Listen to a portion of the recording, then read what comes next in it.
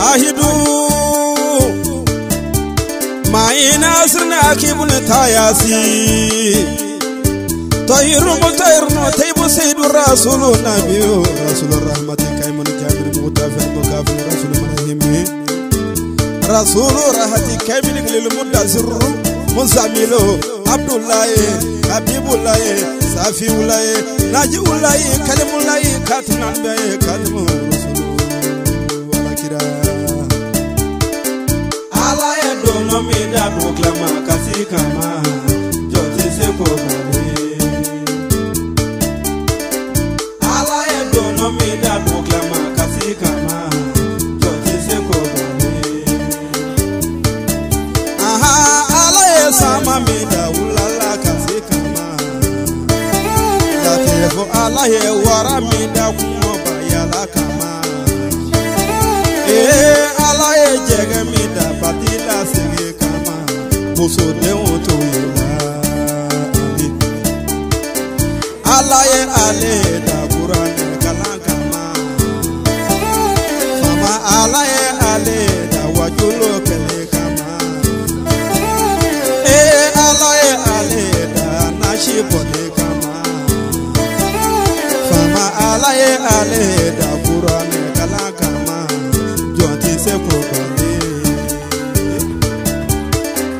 Ali sangare kana joro alaye ko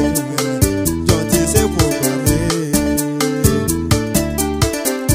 Ali sangare kana joro alaye ko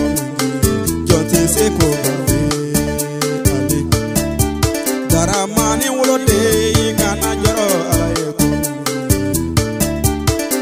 Zenabu fruga kana joro alaye ko Bahawade kana joro alaye ko Kadija to de kana joro alaye ko aha bazita de kana joro alaye ko Adamu de kana joro alaye ko Adama de kana joro alaye ko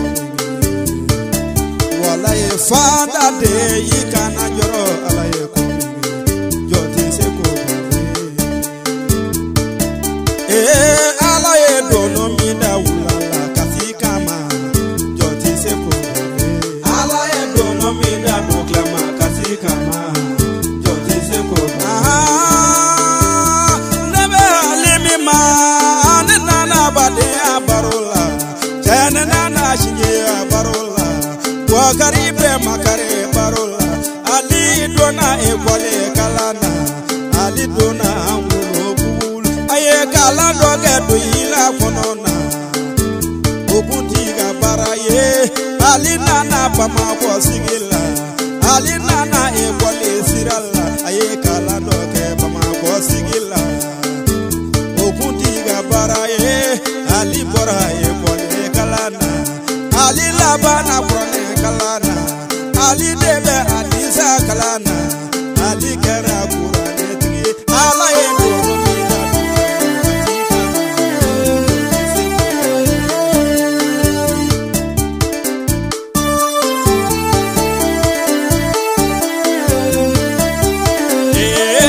kone kame nimi sejini ma aneme alimima Ali bibo dugo jimena Koro ereshona alibi basekele jimena doela serikilila alibi bakomini jimena ulobu kominina alibi badu jimena sira project dala kone kame funanga jinina alidu ye koroke naninzo lu bebe kulula Ali duye kuramuso krenzoro Ale dume kulula Wolo fasa ya kanitoro Wolo basa ya kanitoro Koro kesa ya kanitoro Ala ye dona mida duklama kasikama Jote se koto Ala ye dona mida duklama kasikama Jote se koto Aha kone kame Timise jini ma Anime alimi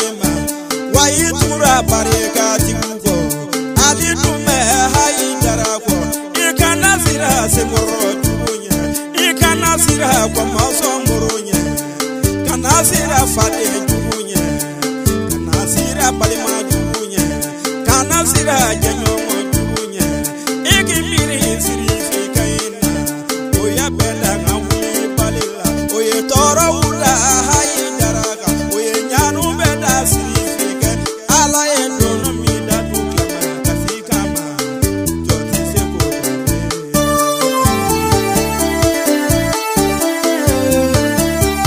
aha bona kambe de miseji ne ma ne me alimima ali godo yakuba palmakedo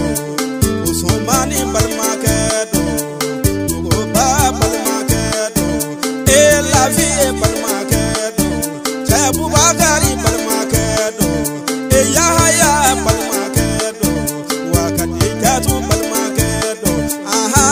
bi palmakedo wasalifu palmakedo bato mawulo fado nagasira palmakedo nakame samata segema etri kulu kanibado wasriba kanova ala edo mida tukema kasikama ijonsi seku ala edo mida tukema kasikama jonsi seku mi barikada kawusu kona ye iboloda nege juruka wanekara kononi kele neti siri ni murula neti tugu barika daningo neti kulo murila mulula niye barosi murila muloye abila malo ya jamanya niye barosi faliche koroye abila malo ya jamanya na ni kulola bakili korola abila malo ya jamanya na kone kame alijama neme alijama itugura bengeyini betu kulola alaka hine bengeyini na aletura haidarago wayi fame sire fikaingo alidume karije jigena yiri majo kado punina doni bebe de misejinina Qur'ane doni bebe de misejinina hadisa doni bebe de misejinina nashidu mambe alife furadu mambe ali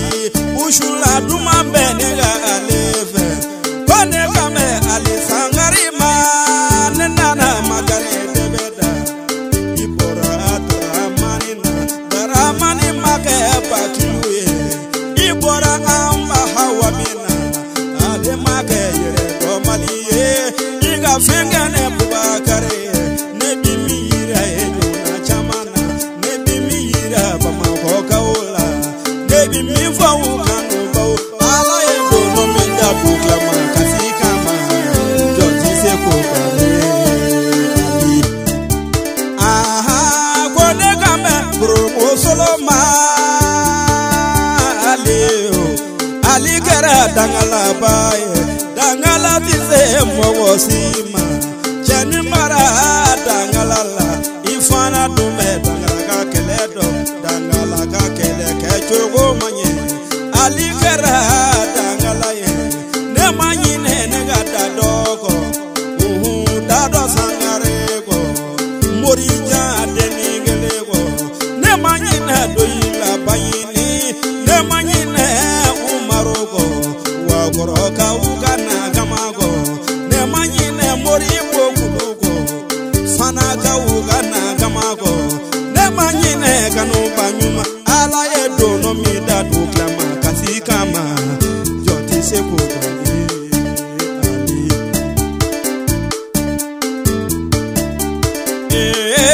kone kame samata segema nebe alimema afoju yati dagaza ali kara de misejini ye fem mateme samubaga doni bebe de misejini na doni bebe de misejini na krone doni be alila ali dume Qur'ane kalana ali be dinela selila ali be ajulu kelila ali dume wajulu keli ala ye dono mi dadu kama kasikama joti seko ala ye dono mi dadu kama kasikama joti seko ali sangare kana joro alaikum daramani de ikana joro alaikum kana joro alaikum tene bafuro ke kana joro alaikum ali sangare kana joro alaikum joti seko ala e dono mi da kama kasikama joti seko ali sangare kana joro alaikum joti seko ala e dono mi da kama kasikama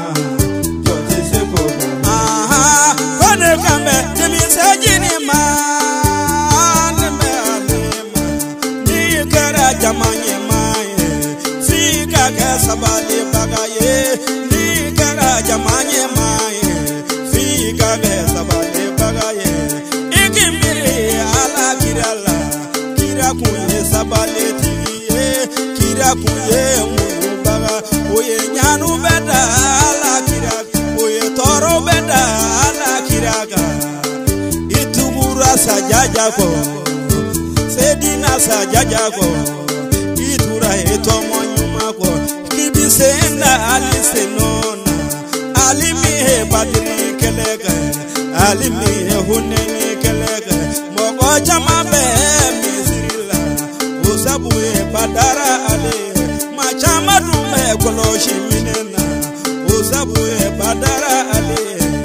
alimi he hokuna wolode kan hokuna wolodinena kone kame aleja ala ye dono mi dadu kama kasikama joti seko ala ye dono mi dadu kama kasikama joti seko ala ye dono mi dadu kama kasikama joti seko ala ye dono mi dadu kama kasikama joti seko ala ye dono mi dadu kama kasikama joti seko ala ye dono mi dadu kama kasikama joti seko ala ye sama mi da wulala kasikama